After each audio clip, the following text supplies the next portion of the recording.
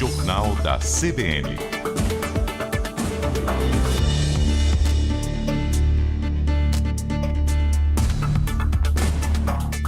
Em relação ao conflito no Oriente Médio, ainda uma das novidades no noticiário foi a nomeação de Mojtaba Khamenei como novo líder supremo do país, nomeação essa feita pela Assembleia de Especialistas do Irã.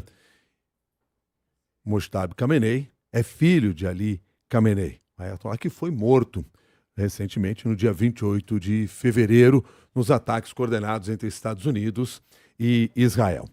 Para conversar conosco sobre este cenário, a partir de agora, nós convidamos o professor Vinícius de Carvalho, que é professor do Departamento de Estudos de Guerra do King's College London. Professor Vinícius de Carvalho, muito obrigado pela gentileza de nos atender no Jornal da CBN. Bom dia para o senhor. Bom dia, é um prazer e uma alegria estar com vocês hoje. Bom dia. Qual é a mensagem que se recebe quando a Assembleia de Especialistas do Irã nomeia Mojtaba Khamenei como líder supremo do país? A primeira mensagem que isso quer transmitir é que há uma continuidade das políticas implementadas pelo pai, pelo Khamenei. Quer dizer que não há nenhuma concessão às demandas e pressões dos Estados Unidos e de Israel para que houvesse uma mudança na condução do regime, e isso quer dizer que a resposta às agressões que o Irã sofreu recentemente continuarão da mesma maneira e não haverá uma concessão às demandas e às pressões impostas ao país. Aparentemente, esse era um cenário que o presidente dos Estados Unidos, Donald Trump, não esperava que ocorresse, né?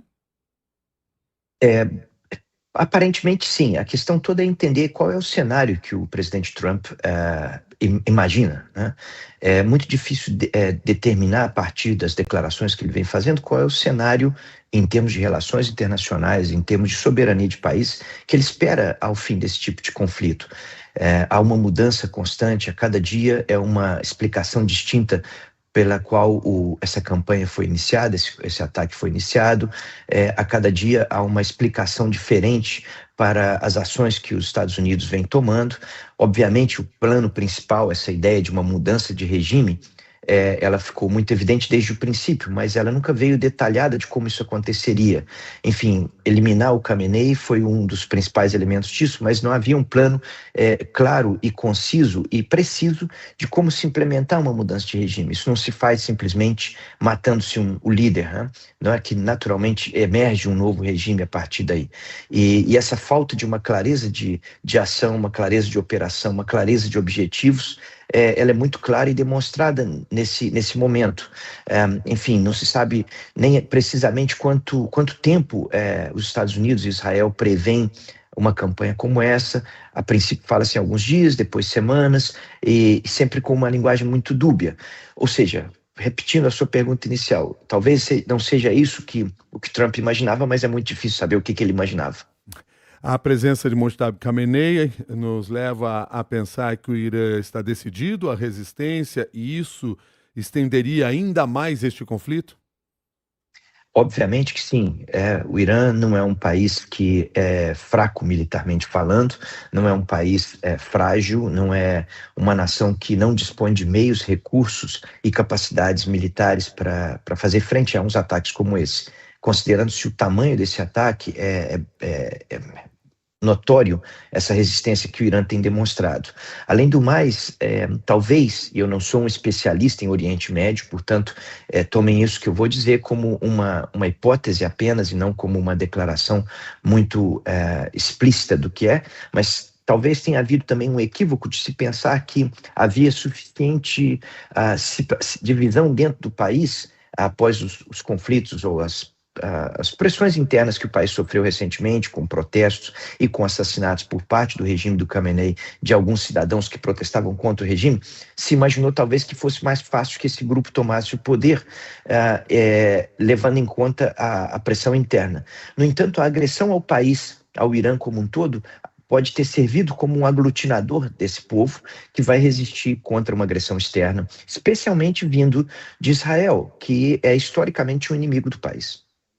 E como esses países, considerando aí Israel, Estados Unidos e o próprio Irã, chegam nesse 10º dia de conflito do ponto de vista de poderio bélico? Eles ainda têm munição suficiente, armas suficiente, recursos suficientes para manter esse conflito? Quem estaria em vantagem, quem estaria em desvantagem? Bom, obviamente, os Estados Unidos dispõem de um arsenal militar inigualável no mundo hoje, né? A capacidade bélica americana não tem como comparar com outros países no mundo atualmente. O que acontece é que, num conflito de duração que não é calculada, que não é prevista, que não é preparada, muitas vezes o gasto de munição, de pessoal e de meios é muito maior do que a capacidade de recompletamento disso tudo. Nesse sentido, para um país como o Irã, que dispõe de meios comparativamente menores do que os Estados Unidos, o alongamento disso é favorável porque também satura a capacidade logística e a capacidade de recompletamento do atacante, nesse sentido, Estados Unidos e Israel. É preciso observar agora como que a indústria de defesa desses dois países vai reagir, vai recompletar as suas capacidades, naturalmente, por terem uma indústria maior e mais diversificada, a chance de que se recomplete é muito maior do que o Irã, que tem visto sua infraestrutura ser bastante reduzida. Um complicador desse elemento é, se isso continuar por algum tempo, quais serão os aliados e os parceiros que o Irã vai encontrar em termos de indústria de defesa. Historicamente, Rússia ha sido sempre um país muito próximo ao Irã, muito amigo do regime e com um comércio bilateral bélico grande. O Irã proveu com regularidade drones para a campanha russa na Ucrânia. A Rússia proveu sempre o Irã também com capacidades bélicas. Se isso se agravar e se isso continuar, é possível que essa relação bilateral também se incremente, e o que pode estender a capacidade do Irã por muito mais tempo recebendo esses meios russos. É importante notar que também todos os dois lados desse conflito eles estão sob uma pressão muito grande de apoio a um outro conflito, que é o conflito russo-ucraniano. Então, é preciso levar em conta que boa parte daquela munição e equipamento usado pela Ucrânia contra a Rússia, ela também provém de arsenais americanos. E é preciso levar em conta que muito desses que a Rússia usa na Ucrânia provém dos arsenais iranianos. Ou seja, a gente está criando um quadro bastante complexo de inter-relações entre conflitos que tende a se agravar. Professor Vinícius de Carvalho, muito obrigado pela sua análise e conhecimento compartilhados aqui com os ouvintes do Jornal da CBN. Um bom dia para o senhor. Bom dia e muito obrigado mais uma vez. Bom dia. Professor do Departamento de Estudos de Guerra do King's College London, Vinícius de Carvalho, conversou com você no Jornal da CBN.